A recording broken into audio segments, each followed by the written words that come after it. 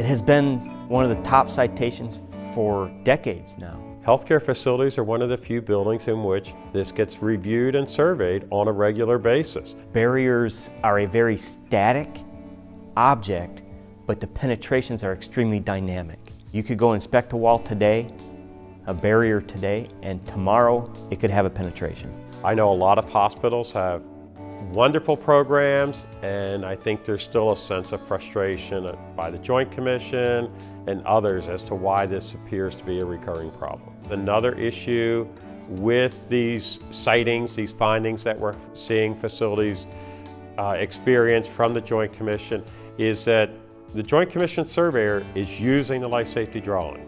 And if it is shown as a 1-hour fire barrier, they are surveying that as a 1-hour fire barrier. Whether that's really what was intended, needed, required, they're still going to survey it as a 1-hour fire barrier. It's one of those things that you just really have to stay on top of, and you have to really be able to manage.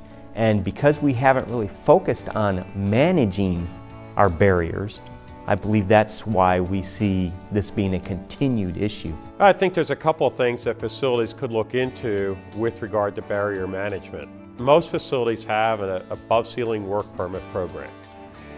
The problem is that people don't always obtain those permits, and there appear to be some challenges as to how to make sure the people who should be getting the permits have in fact obtained the permit. So you really have to empower everybody within the facility. And by empowering everybody and making everybody aware of the importance of the above ceiling program you have and how to monitor it and who to contact, you can really reduce the opportunity for penetrations to happen that you don't know about. If you expect one person to monitor your barrier management or your above ceiling work permit program, that person can't be everywhere, every time, throughout 24/7 period. A lot of times we look at just a fire door and we inspect the fire door. And then we come back 2 months later and inspect the ceiling, above the ceiling for penetrations.